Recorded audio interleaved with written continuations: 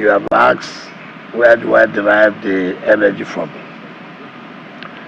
For me, I believe that God, in infinite mercy, is the one that gives one the health, the good health, for you to be able to carry out whatever assignment that you are given.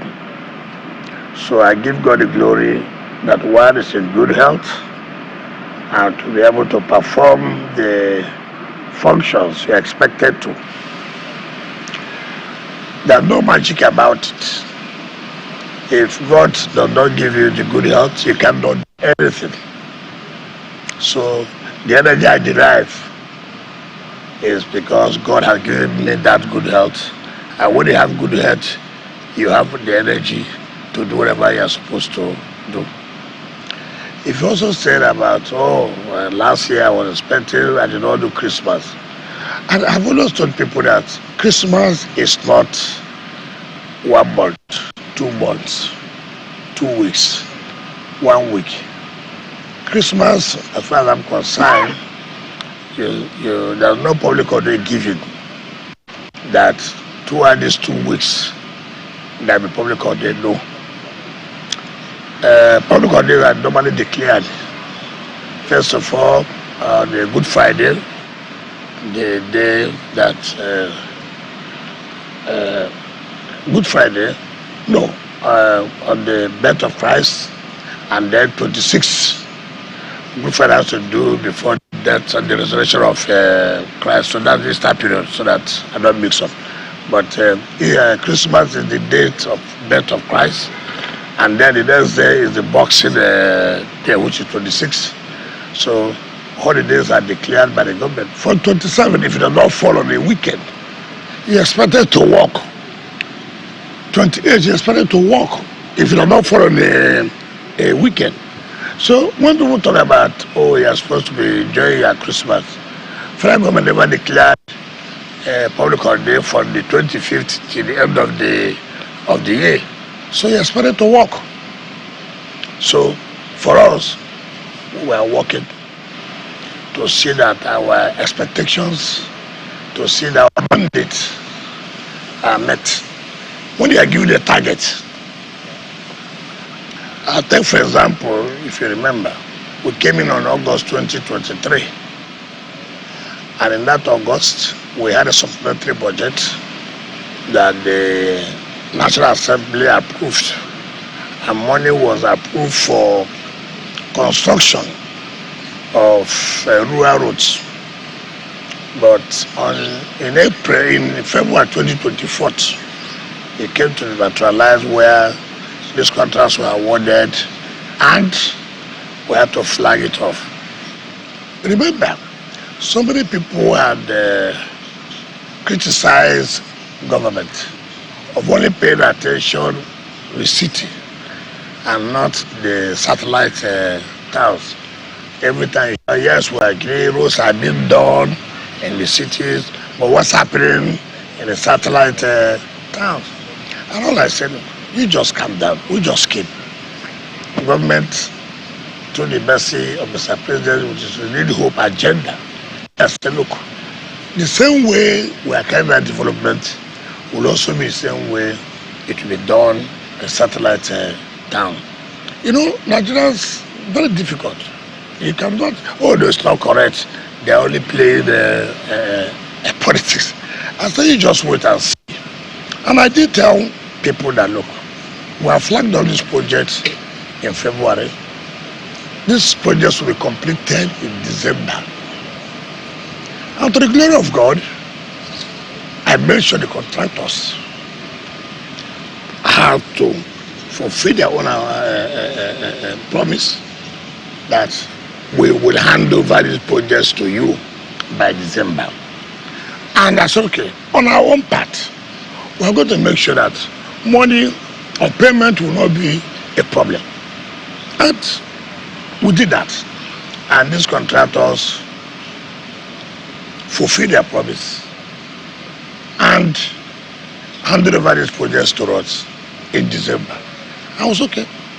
By the time we resumed January, we'll make sure that we'll let the world know the promise we made, the renewed home agenda made promise that look, we're going to do this, we're going to carry development to the satellite towns. The 6 area councils, not choosing one, the 6 area councils, Amak, Kuje, Buhari,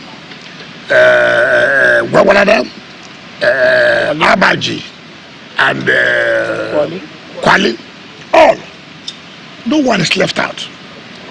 So, that's what we're trying to let you know, that we, by Mr. President Renew Home Agenda, the hope has come back to the rural area, to the satellite towns. They never believed that they can have impact, they can have the feeling of government. But today, is this true? Can this be true? We're hearing about government in the federal capital. So it has come to us. And we must, if you don't let people know, nobody will know. Now we say, okay, we made this promise. The government of Tinubu made this promise. And now he's been able to fulfill the promises he has made. So tomorrow, we want to start Monday, Tuesday, Wednesday, Thursday, Friday. Then next week, we'll complete. Then after next week, we'll come back to flagging off of other projects in the satellite towns. Your Excellency, it seems to, Honorable Minister, you seem to be very, very heavy on infrastructural development, and a lot of people have been talking about human capital development. That it's not about roads, it's not about the heavy things you've been doing. That what do you have in mind for the unemployed youths of this you know the problem I have with all of us. You do this, oh, people are complaining that you're only doing that. You do this, oh, people are saying that, what about the other area? First of all, what does the economy of any country? What does the economy? Infrastructure. So if you want the economy to grow, well, what do you do first? To grow the infrastructure. Now when you have done that, how do we not first human capital development? We need human capital development. You're talking about only these jobs that are going on. Are they not being employed? These jobs that are going on. You talking about? Tell us how they mean that directly. I'm coming. Take for example, you have a job going on in Kwali. Not less than 100, 200 persons have been employed. You have a job going on in Kuje, not less than 200 people are employed. You have a job going on in Gwagwalada, not less than 200 people have been employed, just like that. Who are these people being employed? The youths and other people. The mistake we always think or make is that employment is only when you're employed in the government ministries and the rest. So that's only where I see all of us employment. Look at the kind of jobs we're creating. If you calculate the number of infrastructure going on in this city today, and then look at the number of people that have been employed, then you can now say, really, we have such number of persons that have been employed by this, or employment have been created by this administration. Your Excellency, it seems the FCT administration has raised the bar in road construction and infrastructure. We have gone around looking at some of these projects that you flagged off the construction several months ago. The Buhari Road, the Law School, Saburi 1, Saburi 2, Paikon, Kore, the Market Road at Gwagwalada, and as we speak, they have all been completed. Most of them, those that have not been completed are at 90-something%. And in those flag offs, you stated clearly that these roads will match the standard in any part of the world, and we have seen it. But the problem is that since there's a communication gap, because just like the Paikon Kore Road, the Gwagwalada Market Road, which you promised that there will be street lights, the contractors are saying that it was not in their contractual agreement. Is there a breach of communication, or there is a change of there was a change in the actual plan and design by the administration? I don't think you got the correct information. I will give you the correct information. First of all, these 6 roads we are commissioning now, there was no provision of street lights. These 6 roads we are commissioning now, there are no provision for street light. Now, but before their completion, we now say, look, you have to include street lights. And then I say yes. But that will take us some time. But you go to Kwale, street light have been provided. Kuje, street light have been provided. Now, but the new ones we are awarded, we flagged off, like A2 to Pi to Goma, the street light is in that contract. All other roads we've recently flagged off, street light is included. But the one we flagged off as of last year, which we are now trying to commission from tomorrow, there are no street lights in that contract. However, before they were completed, we said you have to add street lights. And some of them said, look, yes, we have agreed, but we cannot complete it before that commissioning. But some said we can. And just like in Kwale and Kuje, which Gilmore did, it has been added and it's going to be part of the commission. So that we have to get it clear that the one that flagged on February last year, there was no street light provided in that contract. But before the completion, we said no, we should have. Yes, in the rural areas, let us also give them street light. Now these ones we just flagged up this last year.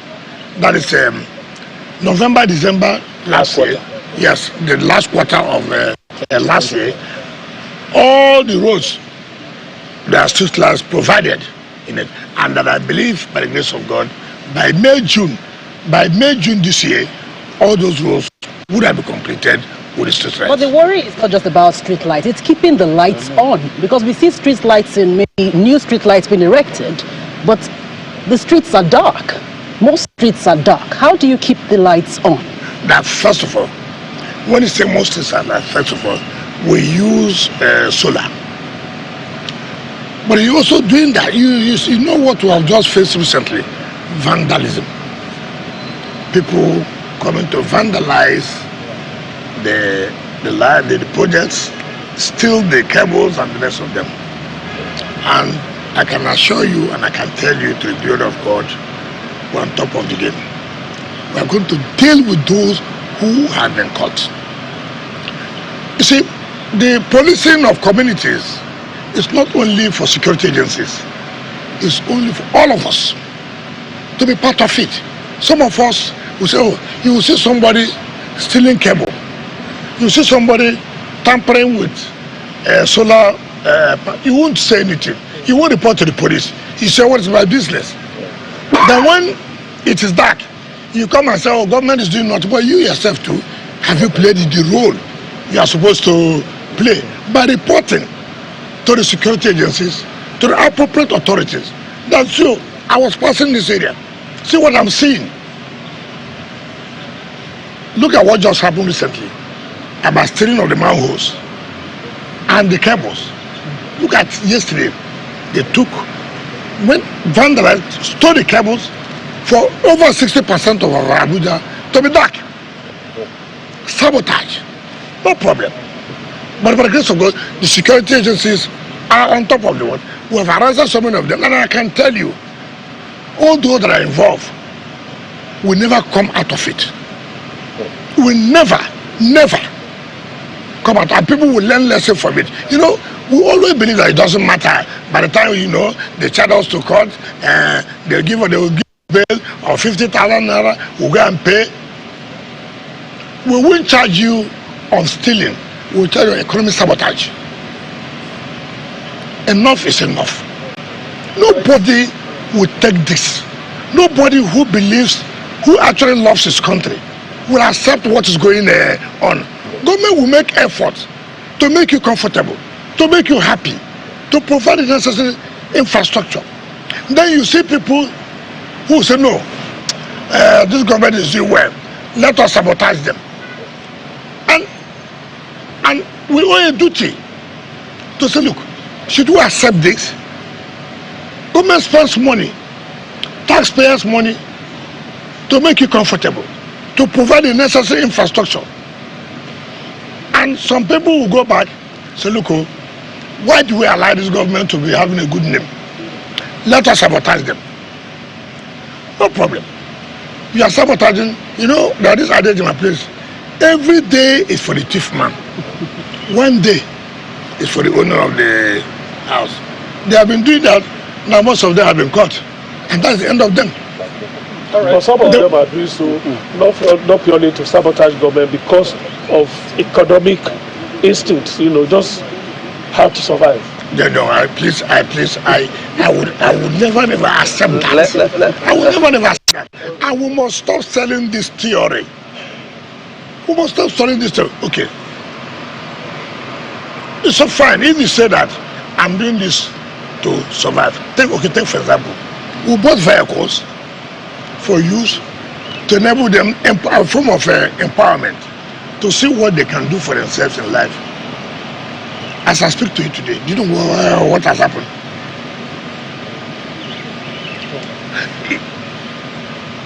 We had this every time we give these excuses. It's because economic hardship. It's not correct. It's not correct. How much do they make? Some people sponsor them. Go and do this. Bring it to the buy. Those who send them, is it because of economic hardship? Right, Excellency, isn't it because we have a policing problem? Because, for example, the Nigerian Security and Civil Defense Corps was created to actually tackle issues of vandalism like this. And then, I'm just back from Rwanda, for example. You walk every 100 kilometers, there's a sign of policing, local, city-level policing. Do you think it's time to introduce city policing? Let's not say state policing, because that may evoke some sense of political arguments here and there. City policing for a city like Abuja. And then secondly, I've seen you visiting together with my former minority leader, Senator Aduda, visiting the Outer Southern Expressway from Apo to Waru to Karoshi. Now that road has been there since the time of former Governor, former FCT Minister Bala Mohammed. I mean, who's your very good friend, though you are different political balance. Right from 2013, that project has been ongoing. FCT residents are tired of promises by previous administration, but you have shown some sense of renewed hope that that project will come to fruition under your administration. Should we take you by your words? Now, let's start with the first one. You said Rwanda. We make comparisons. What system does Rwanda run? If Mr. President says he will do that, most of you here, you will take your pen and write all kinds of things. When we're making comparison, we don't even ask what system does this country run or operate. In Nigeria, what system do we run? When you say Abuja, is Abuja different from Nigeria? Does Abuja have its own different system? When you talk about police, people have been recommending community policing. People have been talking about state police. People have been saying no. Knowing where we are from, if you allow that, so many people will not come out from their houses. Some of them no. Yes, we agree, but let us try it first and see how it works. Some people say, you don't need to try, we have seen it. That if they allow state policing today, nobody will oppose any governor. It is either you will die for murder or for armed robbery. So our institutions are not such that are independent. Are you saying this because you are no longer? No, we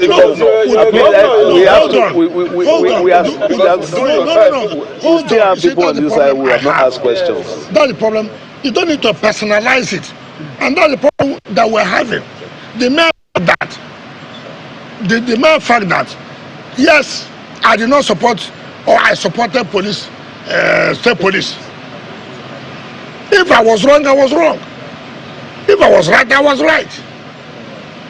What we're saying is that our institutions strong to be independent of manipulation by the system.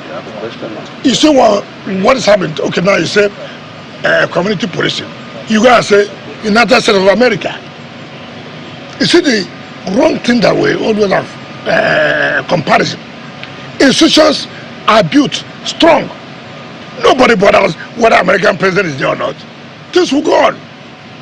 You are there, they were a former president, charging him for all this and this and that. How many people can charge a former president in this country for such crime? If you will see ethnicity, if you will not see religion, if you will not see all kinds of things. So you have to be careful. Again, you talk about the road that since the governor of Bauchi when he was minister. Today, go from Yanya to Karu, to Orozo, to Karachi, to Apo. I can assure you, by the grace of God, by the end of this May, that road is completed. Go and see what was today. Go and see from Duse area. Go and see what has happened there. I have totally rehabilitated when I went to the law school that road and putting street lights in that road. When anything I know is not going to work, anything I know I'm not going to participate in, I will not do it. If I tell you I'm going to do this, you go home and sleep with your two eyes closed, that this will be on. So I have always said, let us not do things on, okay, you, when you were governor, this was what you were saying. You, when you were a minister, this is what you are saying. For Christ's sake, the mere fact you believed, I believed, does it mean it is right? No. We should not continue with this kind of attitude. And this is what happened. Okay, you, at the time when we were governor, what was your view? So what? If I had this view yesterday, does it mean that view, I must continue to have it? But I can tell you today, when they are doing about National Economic Council, when they said, submit the views of FCT, as for example to state policy, I said, listen, it doesn't make sense to me. Now, Your Excellency, quite giant strides you've been making here within the FCT. Kudos to you, I must say. Now, there's something I want you to address. Sometime late last year, a video went viral of you knocking the AMAC chairman for citing his inability to provide security vehicles for, the Abuja Municipal Area Council. Now, that was a very big issue in the news, and still in line with security matters, especially in area councils within the FCT. Are there specific goals or targets that you have set out for the area council chairman to meet with regards to ensuring the security of lives and property of people in these area councils and other targets as well? Do you care to let us know on that? I don't need to set out goals for them. They campaigned that they want to be chairman of area councils. They were not appointed. The federal government never appointed them. They went out on their own, campaigning to the people, campaigning to AMAC people, campaigning to Kuje people, campaigning to Gwagwalada, campaigning to Abaji, campaigning to Kwali, and the rest of them. Vote for me. I want to be chairman. If you vote for me, this is what I'm going to do. They were not appointed. So why would I go and set goals for them? Why would I go and set targets for them? We should be running a federal system. They are not appointed. Now, if they cannot achieve, based on the promises they have made to the people, the people should patrol the ballot to say, listen, you promise us this, you promise that. Therefore, we cannot. But Your Excellency, I'm coming. Right, You asked a question about the chairman of AMAC. Yes, certainly. Now, and it was embarrassing to me. I was council chairman in 1999, and everybody will know, as chairman, my performance.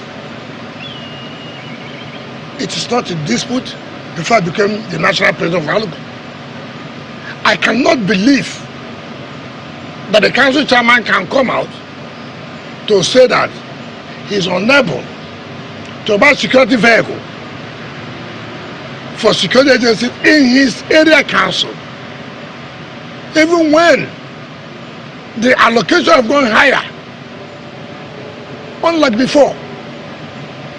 For Christ's sake, I was building police stations. I was providing everything, vehicles, logistics for police station when I was council chairman.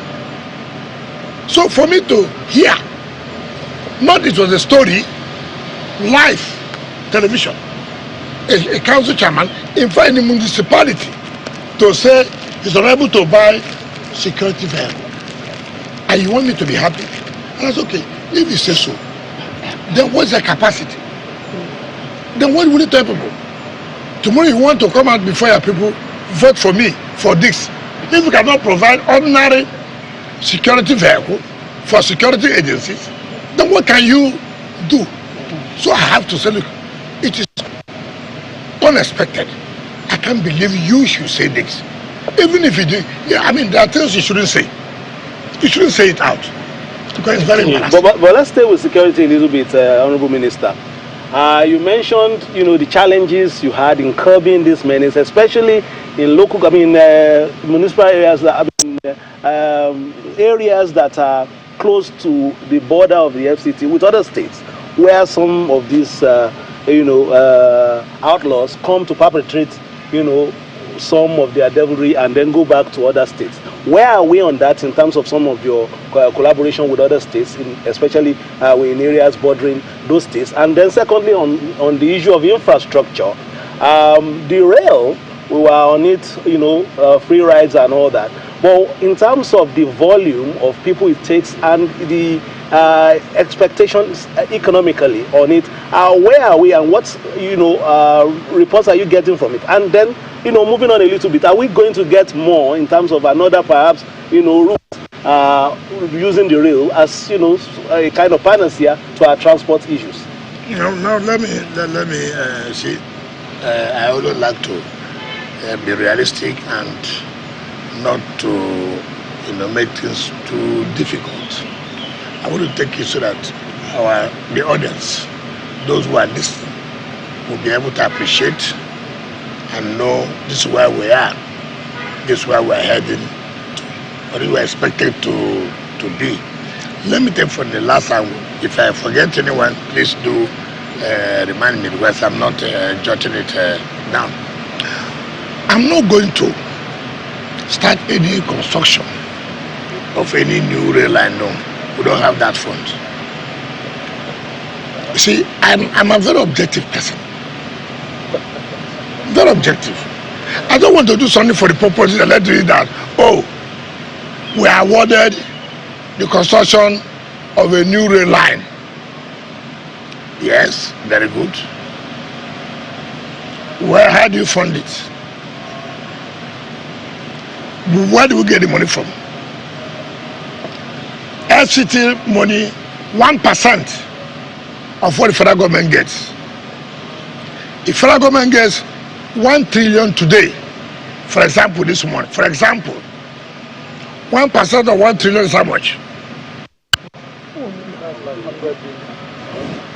Yeah. 100 billion. 100 what? 1 billion. So you're not good in mathematics. 1 billion. 1% of it.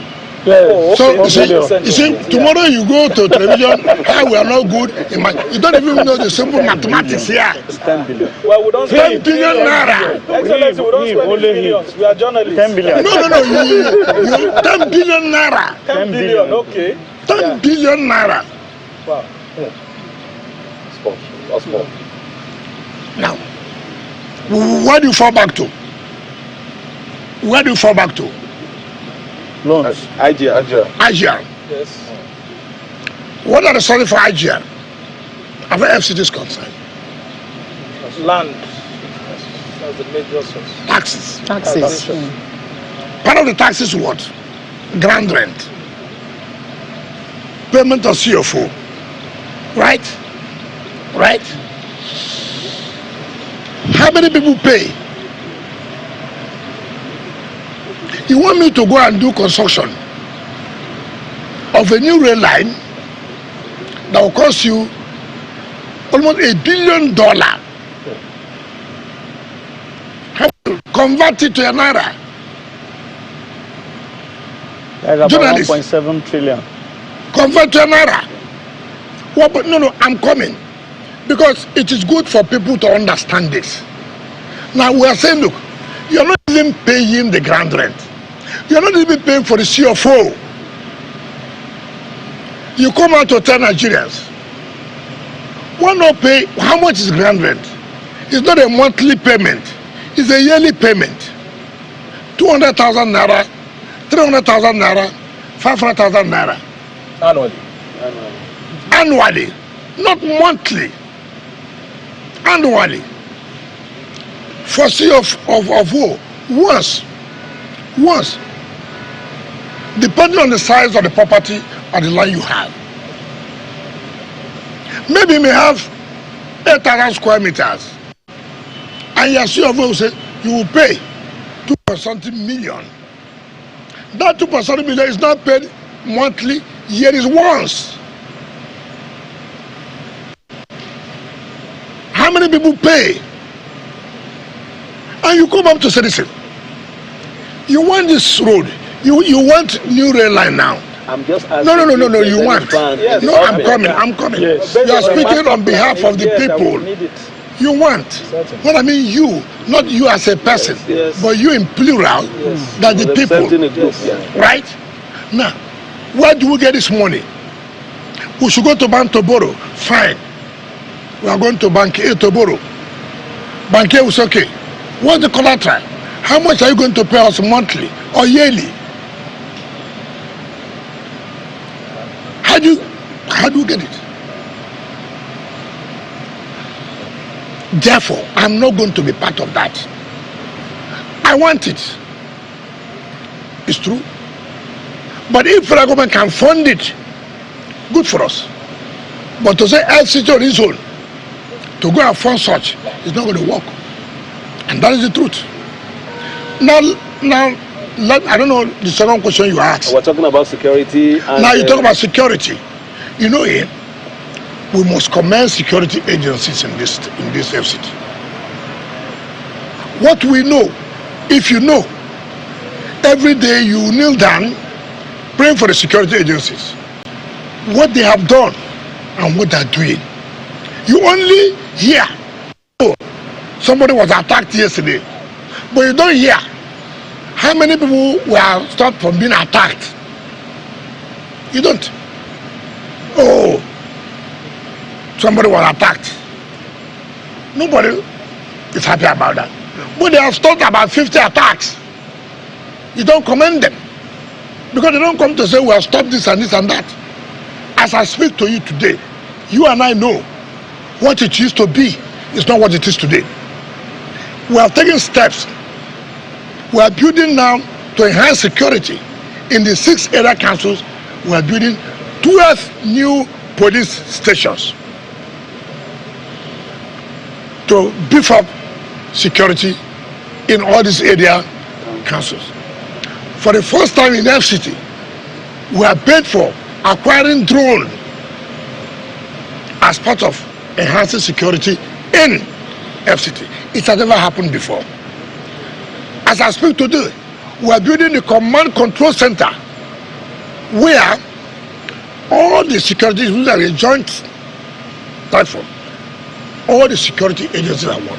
Where we have a system where if anything happens anywhere, the command control will know immediately and take actions. Even when the city is not under camera surveillance? How do they do that? No, that is different. That is different.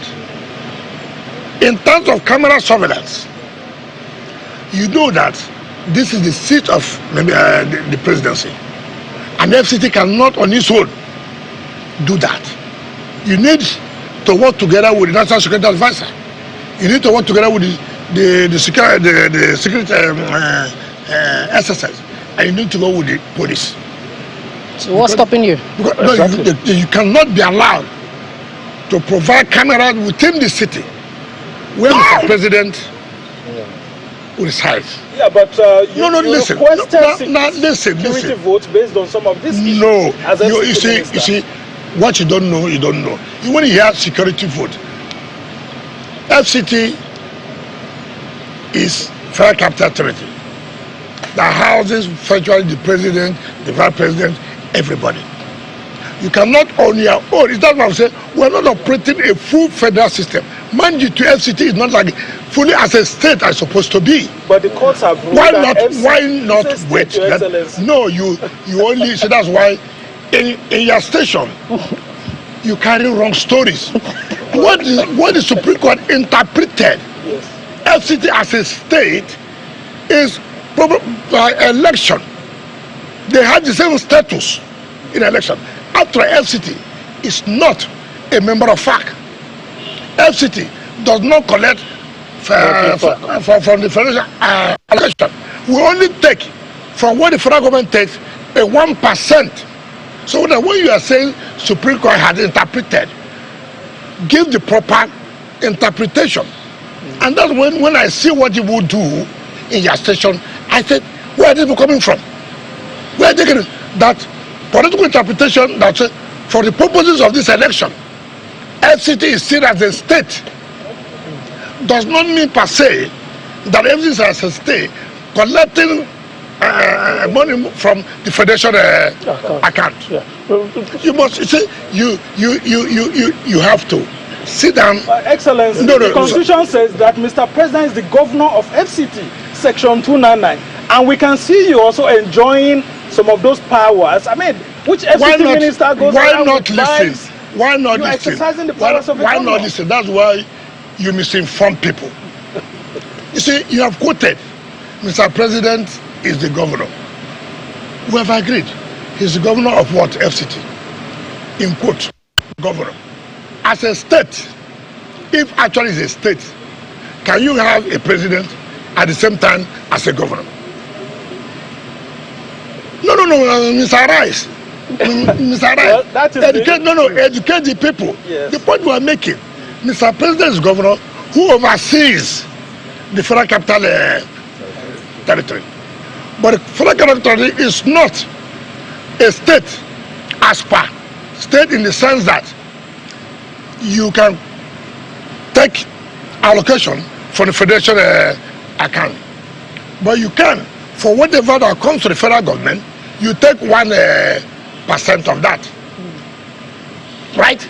Now, so if you begin to see that, it is difficult. But if you are saying for political reasons, whether FCT should be seen as a state in terms of what percentage you should have to make you be victorious, say 2/3 or 1/3, as the case may be, FCT is counted as a state. Perhaps the point you need to make, sir, is what you were making before you debated, which is for the city to be under security, camera surveillance. How do you intend to remove or address those obstacles that you have pointed out? Because the president himself is also one of the institutions that will be protected. He's a resident of the FCT. Why not just take it easy? Before we came here, before we came on board, it was said that this CCTV was awarded, that was handled by police and this and that, the FCT. And we said the FCT was not a party to it. Right? 2, the security agencies are working out how it will be convenient and how it will be feasible to provide CCTV in all the areas. Mind you, it is capital intensive. And therefore, it requires the national budget and the statutory budget. What I mean by, most of you may not know, FCT has two budgets. One is national budget, which is the contribution of federal government to the development of FCT. The statutory budget is the IGR being raised by FCT on how to carry out their own development plans. Last year, what we got, or what was provided for FCT, was 17 billion for national budget. 17 billion. Trucks, yeah. Last year, when you say throughout the year, I said last year, the budget was 17 billion. 2024. How did you manage your Excellency? Continue to say God will thank you. Now, when you see what we are doing, you say, how did you come about it? Yes, where's the money coming from? Because we were very, very, very prudent in terms of our IGL. Not only that, because Mr. President is wisdom, who sits governors in terms of business, they must succeed. Put us out of the single treasury account. What does that mean? If the Mr. President did not put us out from that, it would have been difficult for any project or projects that we're implementing or we have completed. Why? We're not part of financial market. We have no access to go to bank to look for loan. We cannot. But if you go to bank, they say, okay, what's the collateral? The money is everything they pay is in central bank. So I told Mr. President, then it means we cannot do anything. And Mr. President is wisdom and being very somebody who will say, look, I want success. I want to make sure that we succeed in what we're doing. How do you succeed? Pull yours out. Go to commercial bank, ask for loan.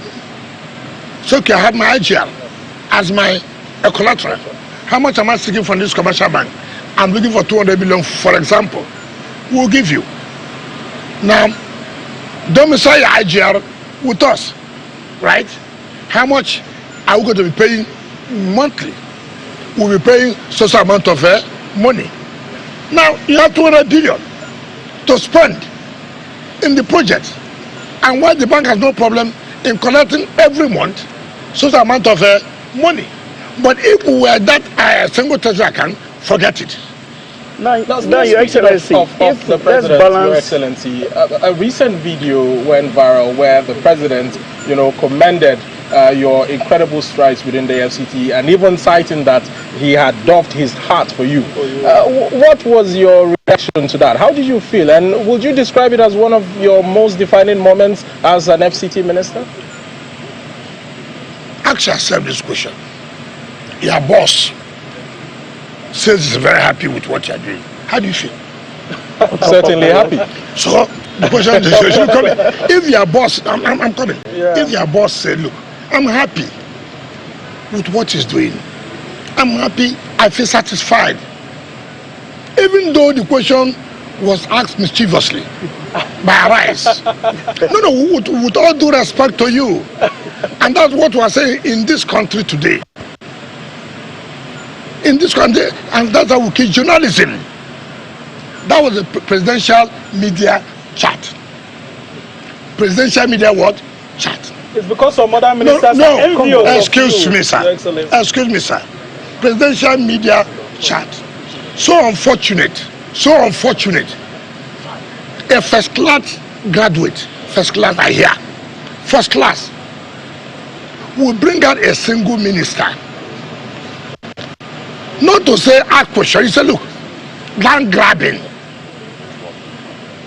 First of all, accuse the minister of land grabbing. And that Mr. President, no, it is political liability to your government. Controversial. Single out a minister.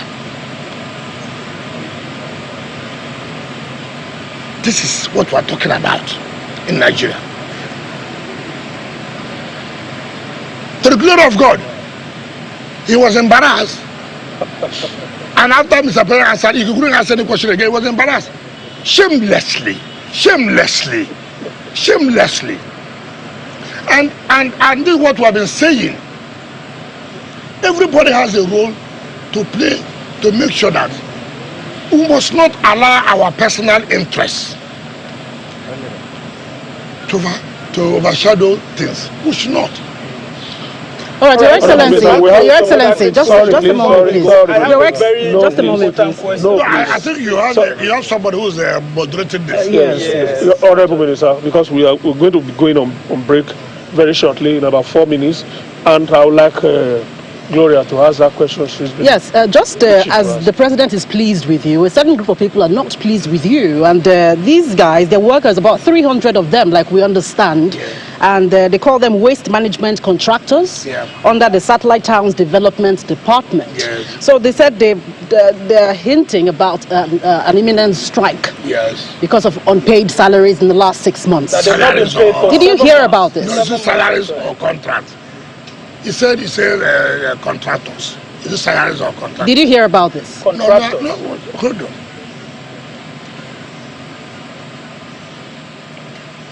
Who appointed me? Mr. President. If Mr. President is happy with me, I'm satisfied. Because he knows what he wants you to do. Are you doing it? Yes. I'm not here for contractors. So you don't care? No, listen. How many of the satellite towns have you gone? Virtually all of them. No, tell me the ones you have gone. Very well, almost all of them. Listen, the point I don't like, I visit these areas. Go and see the refuse. They make deals with the coordinators. And I said, no, I went to Buhari today. And you write me that you're an indigenous contractor. I said, what did you work? Go and see the refuse on the road. I am not going to pay. No amount of blackmail. I'm passing on the road, you see refuse, and then you come in a month and you submit paper to pay money. Which refuse did you remove? For Christ's sake. They actually said that some of those... Listen. Yes. We're not in a rise here. Listen. Listen. Now, what we're talking about, you see, that's why you must conduct yourself in a way that things should be done. Nobody, not anybody born, can intimidate me or blackmail me. I will do what is right. If you go into this way we do, where you can go and sit down with some civil servants and submit paper to pay money, when the job is not been done, go to, as you are going to a Buhari now, I used to call the chairman of council. I said, come, Mr. Chairman, I'm passing here now. What's happening here? The refuse. Coordinator of the satellite town. I'm passing here now. See the refuse. And then you want me to pay. Pay what? Now that still takes us back to my earlier question about your projections for them. The point I'm trying to make is that people should know it cannot continue to be business as usual. You must put your feet down to say, listen, enough is enough. They said that contract predates enough. The FCT. Somebody asked question. Enough is enough. Look, we have suffered so much. Look, I see contract, street light, this. You come every day, every month, money maintenance. That's the maintenance of what? What are you maintaining? There's no light here past here this night. There's no light here past here the other day. What are you telling me about maintenance and paying money? We spend over 1 to 2 something billion naira in a month, and you cannot get the result, and then you want to bring blackmail. I will not fall to that. All 300 of them? No, but what do you mean by 300 of them? Where? Okay, let me ask. 300 of who? The contractors. Contractor or satellite town? Yeah, yes. For 23 areas that were selected. Do you know why some of you, and I urge you to do what they call investigative journalism. Can you go and see these sites or these ones that make 300? Can you please take for example, how many zones in Buhari? How many zones in Kuje? How many zones in Gwagwalada? How many zones in Abaji? How many zones in Wali? Where in this? In the villages? Tell me, in the villages. What are we talking about? Honorable Minister, we have to go on a quick break. First of all, if you are going on the road, which is very important and key, when you cannot remove the refuse on the road, is it in the villages? You mean you are doing sanitation refuse in the villages? Who is cheating who? I, now that I'm the minister, anybody can come out tomorrow to play with that with them. I will not. It doesn't matter the blackmail. You must do the work. If you don't do the work, no payment. Sir, can you hold your fire? Because we are going on a quick break. We'll be right back, and you will still have the opportunity to, No, I don't. We're not on fire. But the point is that Nigerians must know. Yeah. To hear when you say 300 contractors, satellite towns, let us know where these zones are. 10 years, 13 years ago. Not signed. And one of the mandate Mr. President said, look, you must create ease of doing business. Make it easy for people to be able to carry out their businesses. Having a CFO is something that will help you to improve in your businesses. Can be a collateral for you to access finance or finances as the case may be. And when I came on board, how can you have this kind of backlog of CFOs not signed? That is killing businesses. That is making the economy not to thrive. And I said, look, no, it's not going to be done. In fact, the special advisor to Mr. President on policy, what's her name? Adiza. She called me and said, look, my brother, the assignments have not been done. CFOs, can you help to clear this? I said, look, just go home and sleep. You don't need to spend on that. It is my assignment. It is my job. It is what this administration should do to enable businesses to thrive. 2010 to 2015 under Bala, under Judicial, they signed 5,000 or something. For 5 years. 2015 to 2023, they signed about 3,000. In 8 years. Now in 2023 to 2024, to this January, we signed 7,000. Whose administration is making it business to be easy? 13 years. 13 years signed 7,000, 8,000. Less than 2 years signed 7,000. We look at performance only on one area. We don't look at holistically. Do you know the impact of that in terms of businesses? Do you know the impact of that? And I have said, and I've told last night, there's a lot of conspiracy, sabotage in all this work. For somebody like me, it won't work. But once I identify you are not willing to work, you are doing something to sabotage, I kick you out of the place. Last night I took a decision to kick out 1 or 2 directors. They will hear it tomorrow. I don't give a damn. I don't care. The society, this country must move on. No one man can say he owns this country. Nobody. No one group can say they own this country than you. Nobody can say that. We all own this country. We all belong to this country. The moment I see that you don't want to work, I kick you out. Heaven will not fall. Even when heaven falls, everywhere will be at peace. So, now, what we are not doing, we are trying to say, this so-called right of all will no longer be there. You know what Nigerians do? They collect right of all. They go and look for what they will sell. The land. Your Excellency. You see, that's my words. Now you don't want Nigerians to get the benefit of this explanation now. Now, what was not also okay no more. That right of war will end. You want land? Yes. This is what you pay for the CFO. Go and pay for the CFO. You want 300 square meters? We agree. Go and pay social amount. So you won't have any opportunity again to carry it. And then we begin to go and advertise. Go and pay for the CFO. No, we won't do that. You will not even have the asset to have that allocation. Enough is enough. Gloria? So let's delve into the politics in your state. Tensions. Well, Your Excellency, still staying with the land issue. Can we exhaust all issues related to the FCT? Well, certainly, I have a question for you, Your Excellency. Still staying with the land issue in the FCT. Many people have cried out that Wike is, seizing their land. Yet here you are citing that you have signed over 7,000 CFOs in less than 2 years.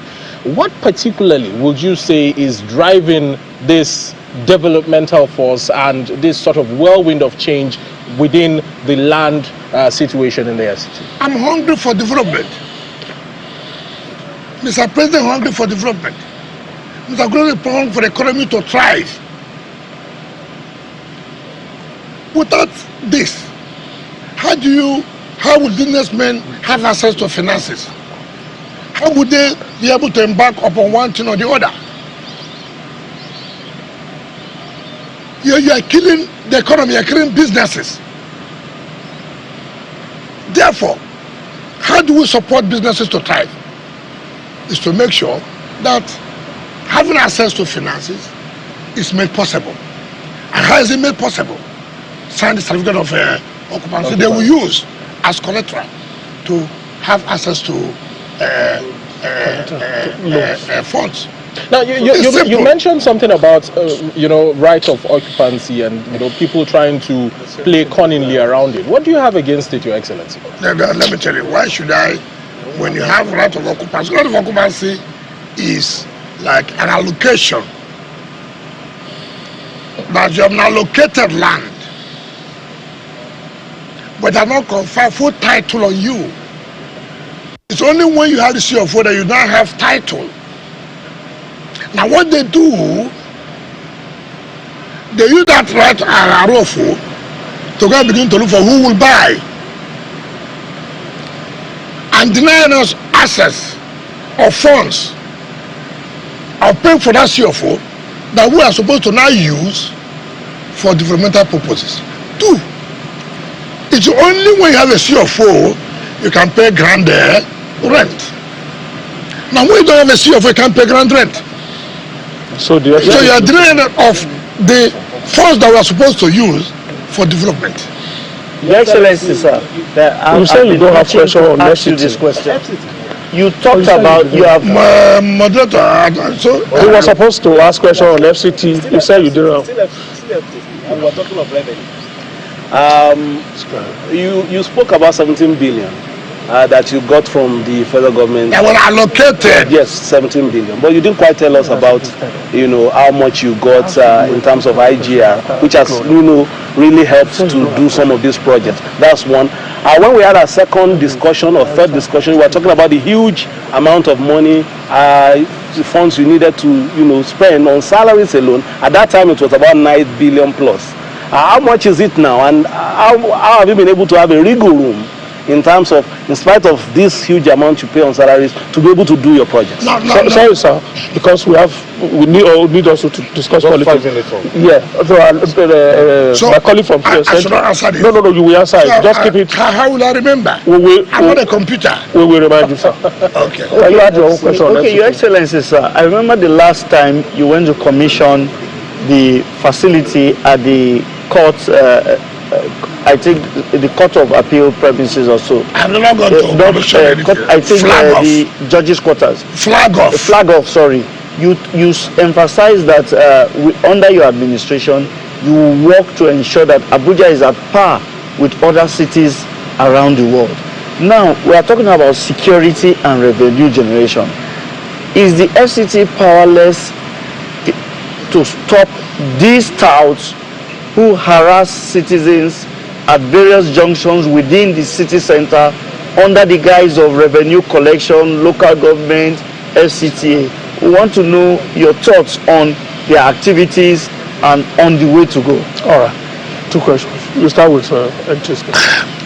Can you repeat? We're talking about revenues. It's about revenue. Revenues. In terms of your, internally generated revenue, you didn't quite give us the numbers from last year. You told us about 17 billion allocation you got from the federal government, but you didn't quite tell us what you were able to generate, internally to make you, able to do all these projects. That's one. And I spoke about the issues of salaries. Okay. Let me take for the salaries. Before the new the increment on the salaries of workers at this were around 10 billion, 11 billion. But this increment were now almost at 13 billion. So we don't get monthly, sir. That's what I'm saying, but monthly, not daily. Salaries are paid monthly, not daily. So 13 billion. Now we don't get up to 13 billion from VAT and the 1% from the federal government. So you have to augment from the IGR to be able to pay the salary because of the new wage and the new wages, right? You have talked about how much I've been able to raise. I thought that shouldn't be a problem. We have been able to raise quite, by the grace of God. As the time I came, we were generating about 9 billion, 10 billion. Today, by the grace of God, we are not generating less than 25 billion a month. It is because of our aggressive revenue drive. We are generating not 10 billion. Today, we are not generating less than 25 billion. In fact, last month, we were able to generate about 40-something billion.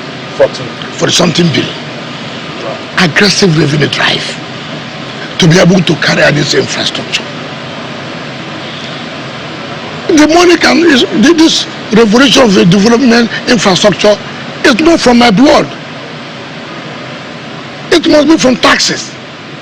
And when taxes are not paid, how do you get development?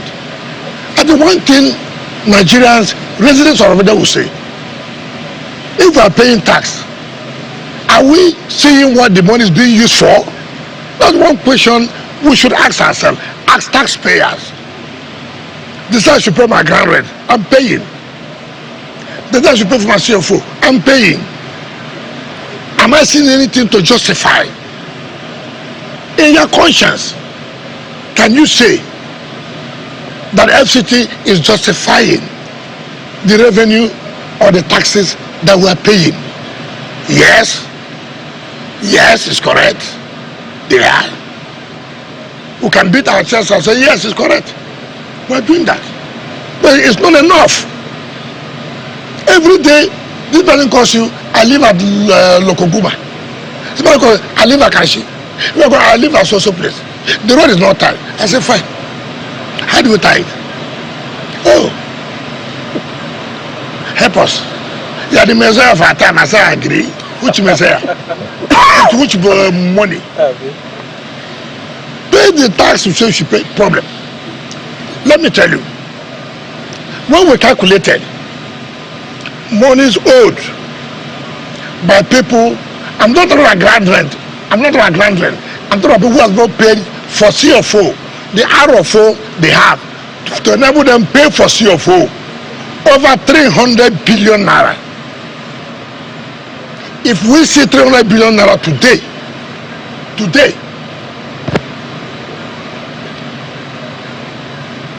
you go to America, go to London and come back in 6 months, you see that FCT is a different total place. You will appreciate what has been done. I'm telling you, this is money to pay for CFO of the land you asked for and government gave you. Go and pay. I'm sorry to see the language I use, to tell her how it is. I said, I've not looked at the language I use. Nobody will pay. And you carry all kinds of propaganda. And you say, go and pay for this. If you don't pay for this, we will withdraw it. becomes a crime. It becomes blackmail, propaganda. He's trying to take our land. How many lands can you take? I did not give this. 10 years ago, 9 years ago, 15 years ago, government gave you this. You cannot go and pay for this. What kind of country are we in? What kind of country are we in? You say you would do Bengals, for example, Bengals are awful. So I'll go to court straight. most of them arrange, they go and fight action in court, and let's keep it there. He will soon leave as the minister. That is the country you are in. People don't want anything to work well. And you are putting everything you can do that no, it must work well. People are sitting there saying it will not work well. Now for your own question. Yes, sir. No, what the central news you asked about I asked about the insecurity problem posed by this so-called. I also put it to you. Why do we always talk about insecurity? As if there's anywhere in this country, in this world, where it's crime free. Why don't you say you are doing well by reducing the level of insecurity?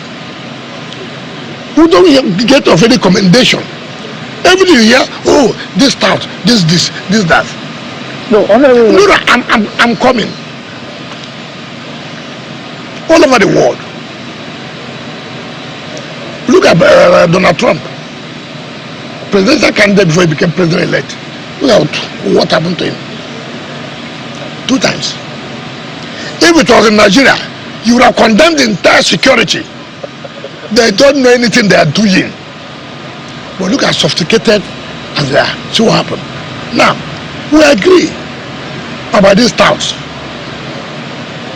Nobody will tell you you cannot get one crime or the other.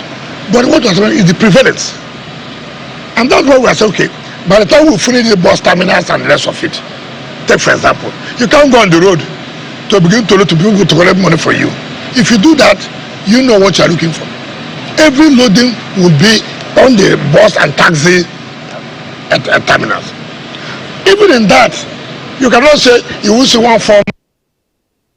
Yeah. That's why we are human. There are people, why not ask yourself, you are doing road, good road. Somebody sleeping in the night, thinking, how you going to remove the manhole to cause accident for people to die. Somebody somewhere waiting for him to bring the manhole, for him to buy, to also sell to a company that did the manhole for construction of road. Don't you ask yourself that? The security agency should be commended for what they are doing. The point I'm saying that security is a daily thing. They will continue to rate them. They continue to make sure they don't allow them any space. But the point is that you must acknowledge the fact that they are doing what they are supposed to do. They have not achieved it 100%. And it will be difficult for anybody to tell you it will 100%. Honorable Minister, we promise to spend time on politics. Guys, it's time for politics now. Hold your fire, please. I know you've been itching for all of that. But let's be a little bit orderly. We'll start like that, come like this. So, Gloria, fire. All right, Your Excellency. So tensions between you and Governor Fubarak, has been escalating, and the what has been escalated. The what? I mean, the what and what? The tensions. Which tension? That's what we see, and so it appears. What you think? So you're going to give us your views on that, and so we're wondering, why does this conflict appear very difficult to resolve? I'm very surprised. What is difficult to resolve? Mr. President, the sovereign of our nation, in his own wisdom, in his own fatherly way, say, look, you come, you sit down. This is the problem. I want this problem to be resolved. You go, we'll do an impeachment notice. You go, do this. You go, do this. You go, do this. You, elder, read it for everybody here. Elder, read it. Do we all agree with it? Yes. Elder, what about you? Yes. We agreed. Fine. The parties went home. The assembly withdrew the impeachment notice. You now do this, do this. You did one, you did two. Then you send people to go to court to hang the other one to say, oh, people went to court. Elder, have you gone back to Mr. President? This assignment you gave, we have done one, we have done two. We're not able to do 3 and 4. Please, Mr. President, can you call us back? See whether we can find a solution to 3 and 4. Since 1 and 2 have been executed. Nothing. Nothing. The next thing you see, oh, somebody did this, somebody did that. Mr. President, in his wisdom, Mr. President, you know, sometimes when people play politics, you play politics, the president says, you come, you come, you come. You were hearing when they were saying, President, or they were political, or not constitutional. I have never seen that happen in my life. A president of a country will call people, sit them down, do this. One party goes, it's political, it's not binding, it's not constitutional. Come on, who does that? Who does that? Who does that? And then you are talking about conflict, tension, this and that. You went and you seized assembly people money, their salaries, everything, took it. And you are running with 3-member assembly in Nigeria. All of you, journalists appearing in your television houses, appearing, justifying. Including the court. No, listen, never. You know, I have always told people, it's not Wike, it's not about Wike or who. It's not about me. But how you would tell me in a democracy, it's only in Nigeria. Okay, take it for example. You say those 27 people defected. Assuming don't not conceding. You sit down, tell me one person is a speaker, 2 are members, are the ones doing law for a state. And everybody sit down discussing, hey, you know, but they defected. It just, you know, I said, look, it's not my business. It's Nigerian democracy. Tomorrow it will be one person. Tomorrow it will be one. So the issue of tension, it does not exist. The tension being created by you people who are refused because of their interest, because of their commitment. Take for example, I say without no apologies to anybody. Without no apologies to anybody. When I see what happens, how media will be scrolling in the bar, tarnishing images of judges, that judges collected bribe, scrolling, even somebody gives you that news item. Assuming somebody pays you for that, can you do that in a civilized country?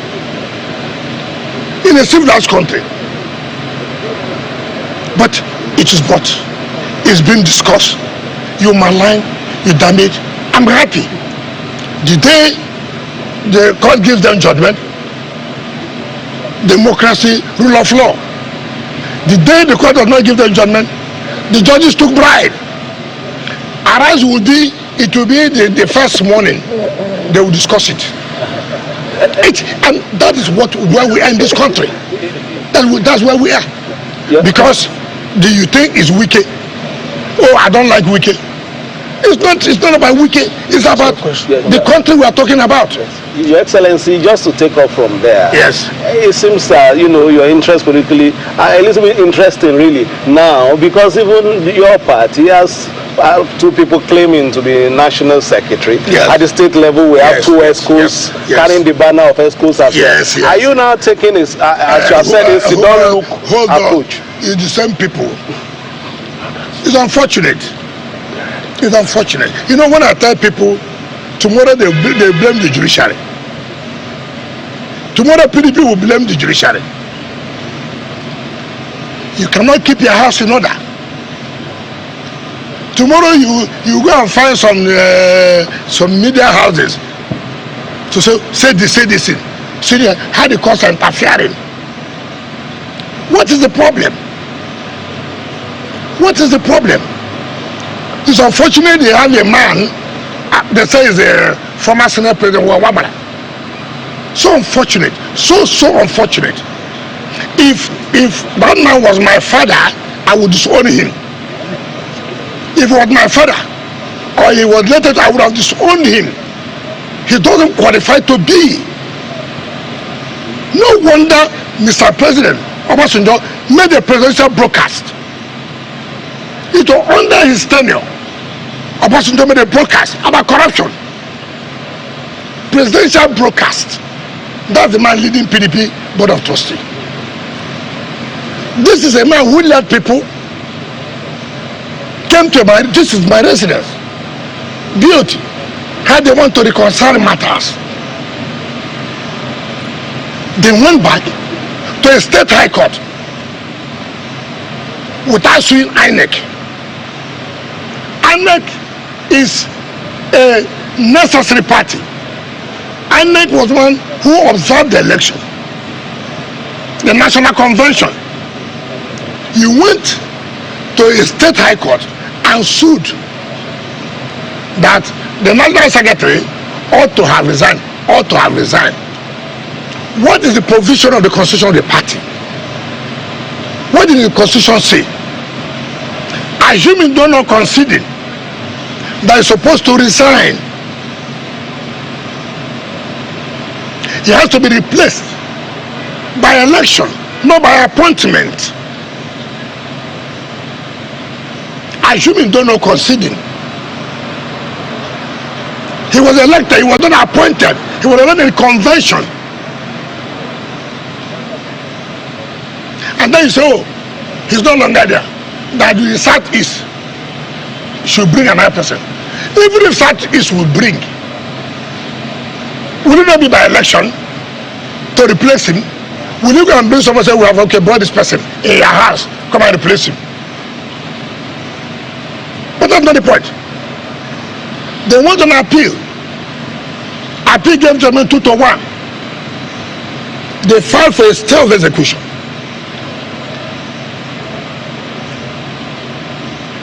Some governors, in their own wisdom, manipulated. No, they should not. That since yes, a stay of execution has been filed, but it has not been granted, so let him go. Let another person be. The same people, the zonal vice chairman of Southeast was removed by court. Ali Odefa, the zonal vice chairman from the Southeast, was removed from court. There have not been any appeal. None of them in the state of execution. They did not even say, okay, let's implement that. That one should not be implemented. The one that should be implemented is one national secretary. Unfortunately, there was an interim order of staying down. But apart from that, there was a judgment of the Federal High Court, which INEC was a party to, saying that this is the national secretary of the party. This boy, whom they now want him to be national secretary, applied to be joined in that suit. The court dismissed his application. He did not appeal against it. PDP did not appeal against that judgment up to today. You know, when you shoot yourself, these are they dig their grave, and they will enter in that grave. They say, oh, the court is doing this. You are the one digging your grave. The convention is coming this December. As right-thinking people who want their party to survive, will you not say, gentlemen, what are we really doing? The convention is December. What are we talking about? Why can't we keep our house and do this convention by December and usher in a new executive? What do they want to do? Oh no, that's when they remove Wike. None of them has what it takes. They don't have what it takes at all, not one. Be it the board of trustees, be it whatever governor you think you are. I am prepared for it. It's not a new thing. It's not a new thing for me. This is my territory. I've never survived without any reason. How can you see people do things?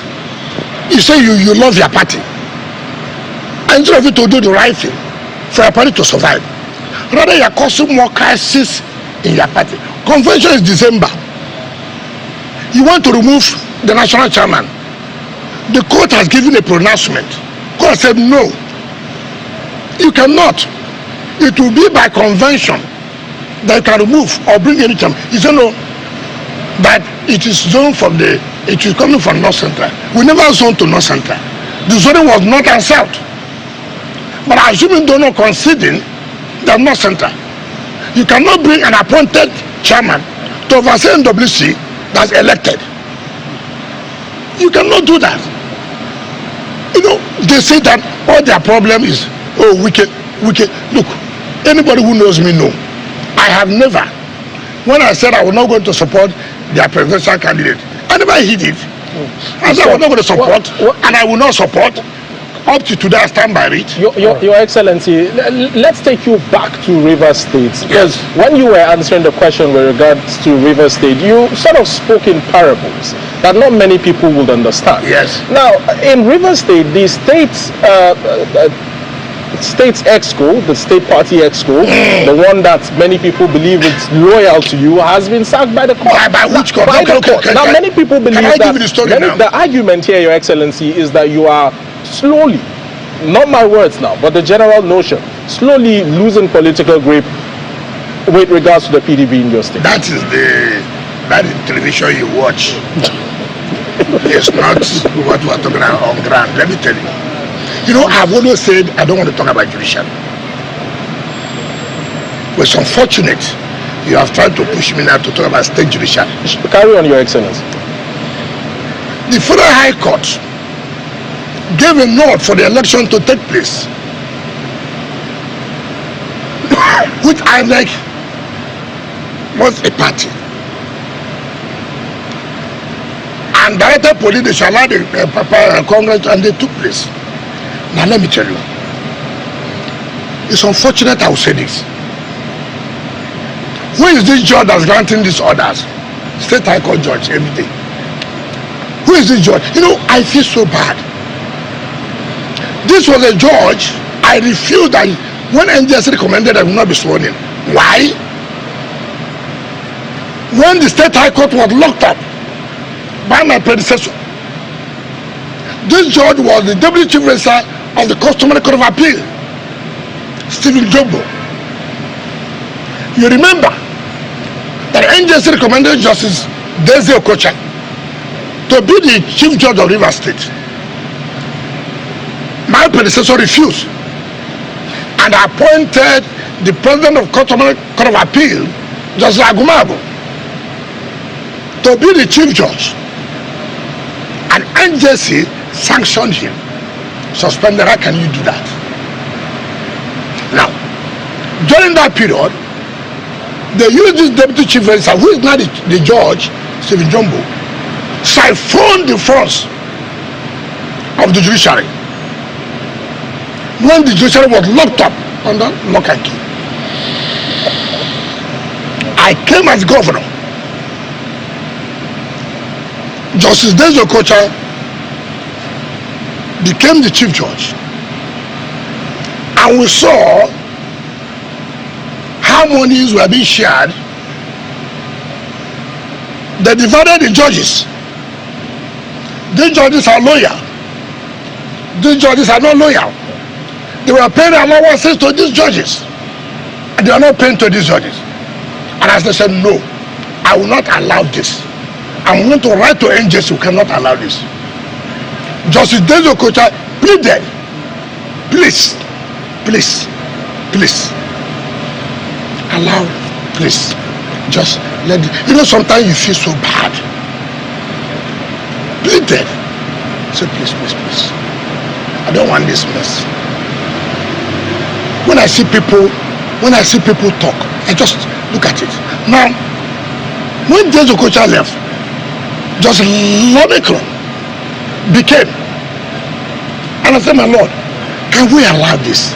He said, Your Excellency, I know it's wrong, but you see, let everybody. JSC indicted this judge, Justice Jumbo,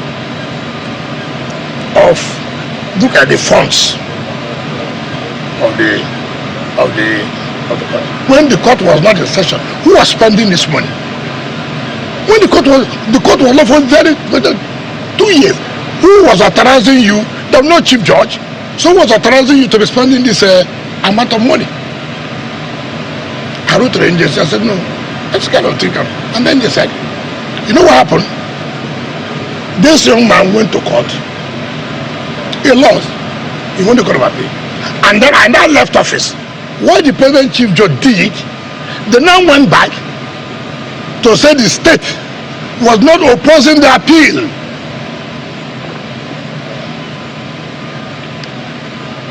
And they say, oh, the man has won court of appeal. And then they now went and swore them in. Now what they now do, every political case, they now assign it to him. Then he will be ditching out others. As far as Wike is on this side, he will dish out others. Now, that's why he gave an injunction for people not to do Congress. It's on appeal. They went back again and filed this order. Meanwhile, people are fighting in his court. He gave order there should be Congress, which we have gone on appeal. People again came back to him to find that they were the ones who are supposed to be. You know what they did? They did not join. Of course, INEC was not. They did not join INEC. They did also join those who were elected for them to be able to defend themselves. They did not join them. They now said PDP. Now, what they did criminally to align themselves with the legal advice of the party at the national level, who now took the processes without telling the party. And then they now went to the state high court and agreed with the plaintiffs. And they now enter judges. Look,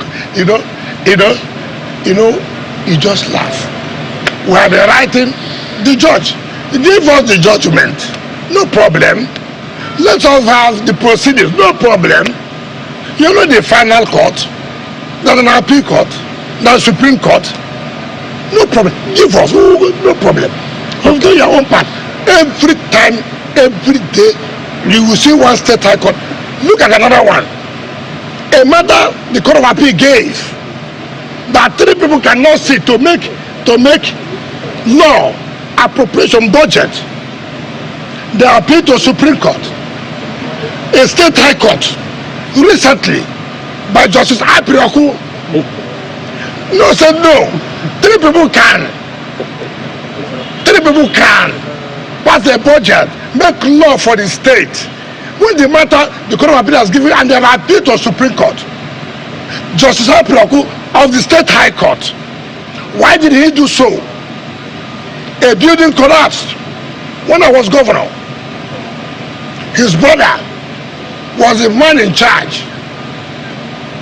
Somebody died, and I said she should be dismissed. Yes.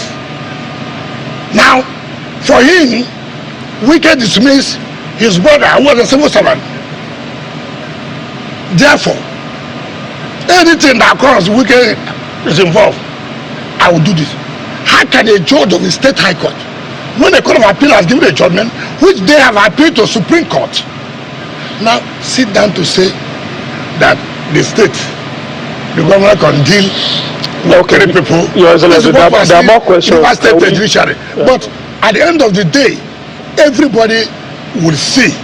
For me, go ahead, do whatever you want to do, but as far as you're not the final court that will determine, I have no problem. There are more questions. Sambo? All right, Excellency, we must thank you so much for taking time to exhaust this, because a lot of Nigerians have been waiting for that. Just very two quick questions, one at the national level and the one at the local level. You are the poster boy of the APC-led federal government at the moment now. No, withdraw that poster boy. Well, I mean, we receive... I will always want you, please, we're having a media chat. Yes. Use a language that appropriate for So I want you to talk to me as having come from the opposition. What's the problem with the PDP and opposition parties, political parties in Nigeria as regards our democratic growth and development at the moment? And then the second question is, I'm seeing some sort of subtle politics in FCT when it comes to area council with issues of revenue collection. FCT IRS has said that in 2025, they are going to be collecting revenues for FCT area councils.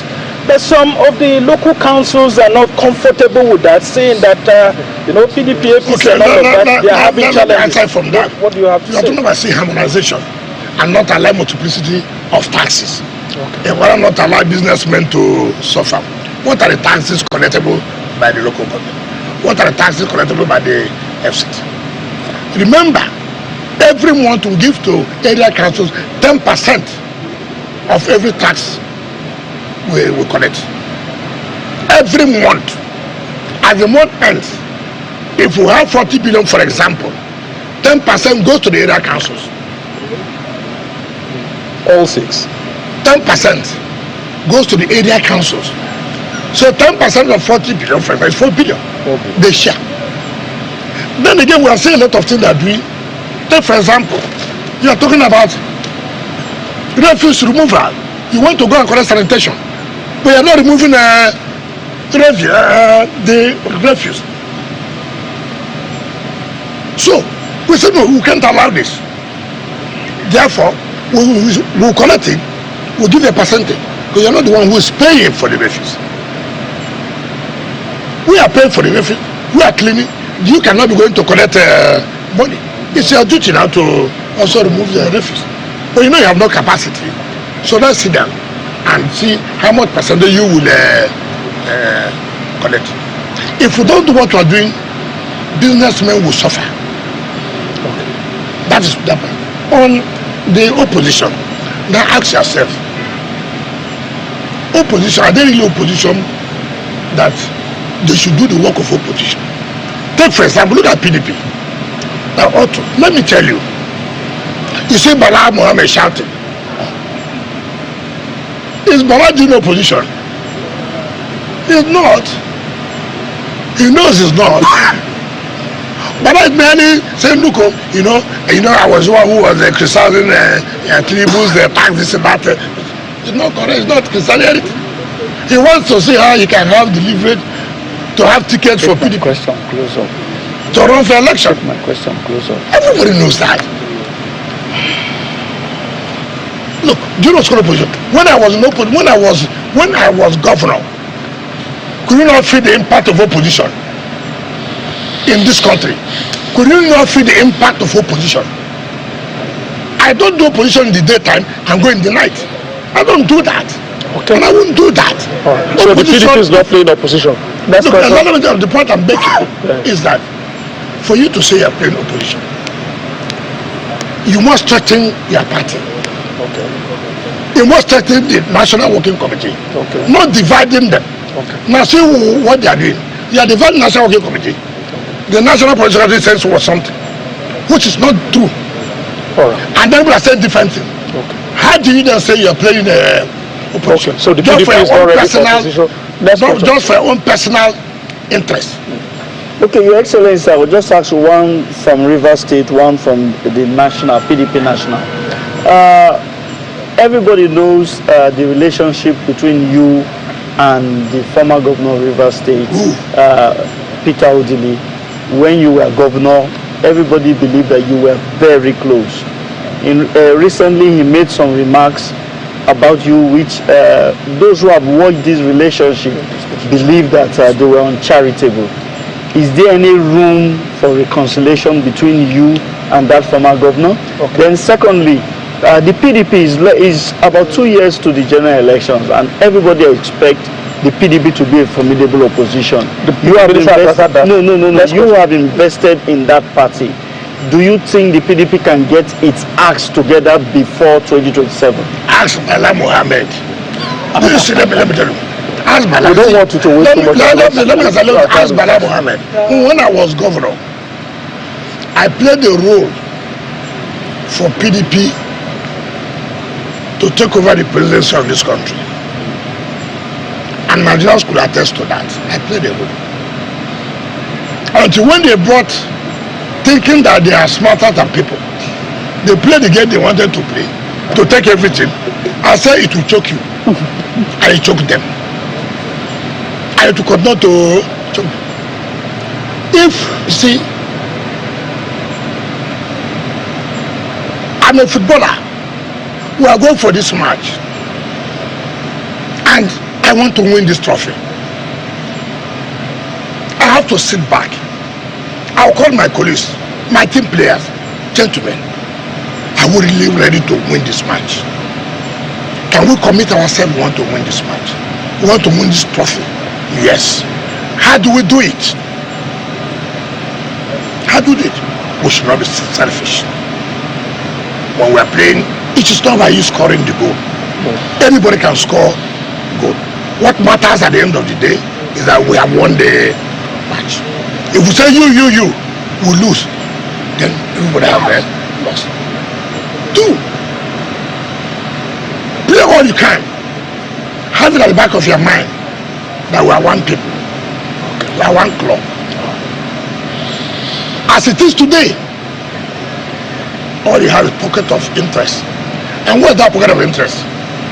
Sitting somewhere, we will deal with Wike. Who is this that will deal with Wike? Who? You know, each of you to be focused. How do we win this?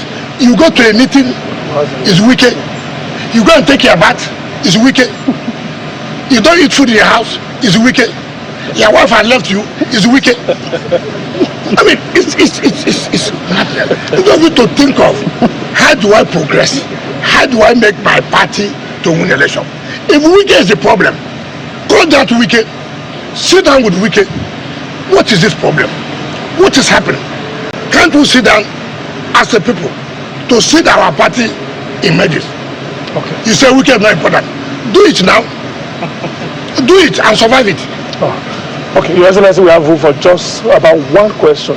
Let me ask that last question.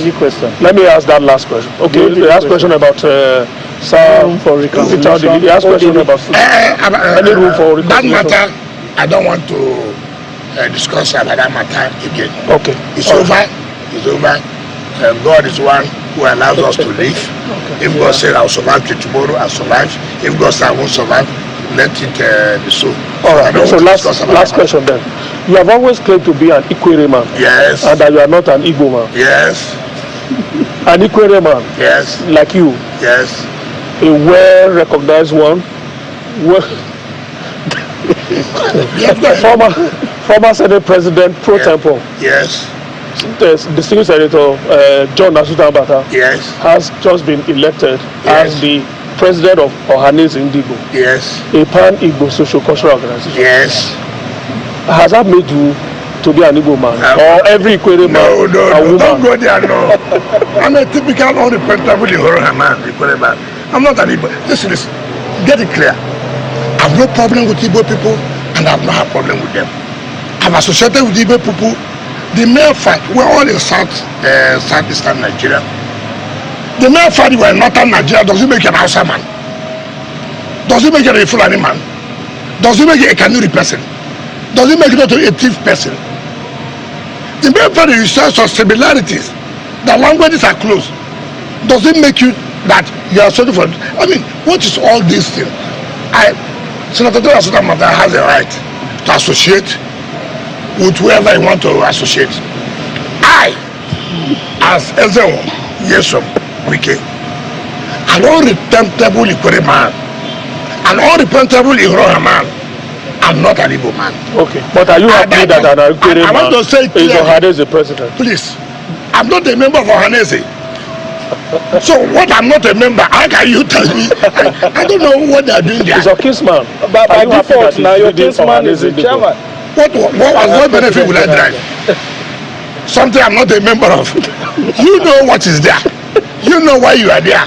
You know the benefit that would accrue to you. So if it's going to be good, okay. But as Obajikwere, they have spoken. And Obajikwere has said, count us out. And where Obajikwere is where I am. I will never, for anything, no matter the disadvantage. Some of my fellow colleagues come to tell me, don't talk on this, I said, talk on what? You know, by opposition. I said, So, because of politics, I will deny my identity. Because I'm from a minority, I will not do that one. I will never deny my identity simply because I want to be recognized, to be majority. I will not do it. Are you happy for him? If he's happy, why would I say I'm not happy for him? I mean, why would I say it? If that will suit you, okay. But for me, as the honorable man, as a very person, I am where I am, and I will not be. Igbos we are very close. We do things together. We have similarities in so many things. But that does not mean I should go and change my identity now. Simply because it's I should be. Simply because I'm a politician. Oh, somebody told me yesterday, you know, you may want to president this country. I said, okay, get out from here. Get out. I want the president. So what? That's why I should go and answer somebody's mother's name.